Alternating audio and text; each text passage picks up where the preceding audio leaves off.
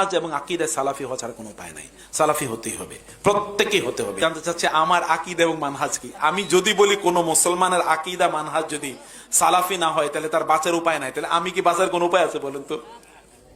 আমি আর বাঁচার কোনো উপায় আছে? মানহাজ এবং আকীদায় সালাফি হওয়া ছাড়া কোনো উপায় নাই, সালাফি হতেই হবে, প্রত্যেকেই হতে হবে।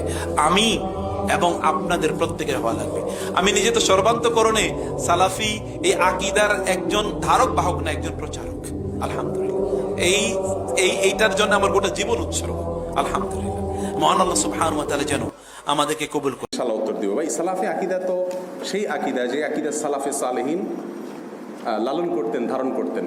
সাহাবায়ে কেরাম, তাবিঈনরা যেই আকীদা বিশ্বাস ধারণ করতেন সেটাই হলো কি সালাফি আকীদা। যে আকীদা কোরআন এবং সুন্নাহর উপর নির্ভরশীল, যে আকীদায় কোনো নিজস্ব যুক্তি বা কোনো দর্শন দিয়ে যে আকীদা প্রমাণিত নয়, যে আকীদা কোরআন এবং সুন্নাহ দ্বারা সরাসরি প্রমাণিত। প্রত্যেক মুমিনকেই আকীদার ক্ষেত্রে সবচেয়ে নিরাপদ হবে তার জন্য সালাফের আকীদাকে গ্রহণ করা। কারণ সালাফের আকীদার ব্যাপারে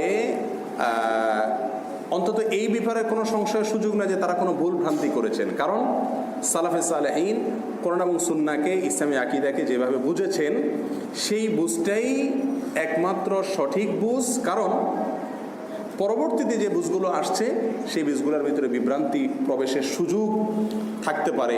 নবী আলাইহিস সালাম পরিষ্কারভাবে বলেছেন যে আমার পরে যারা আসে তোমরা তাদের সুম্মাল্লাযীনা ইয়ালুনাহুম তাদের মধ্যে সত্য থাকবে, এরপরে মিথ্যা প্রসারিত হবে পৃথিবীতে। তাহলে সত্যের যুগ হিসাবে নবী ইসলাম যে যুগকে নির্দিষ্ট করে দিয়ে গেছেন, অবশ্যই সেই যুগের মানুষের বিশ্বাস, সেই যুগের মানুষের ধ্যান ধারণা সেটাই আমাদের জন্য অনুকরণীয় এবং নিরাপদ।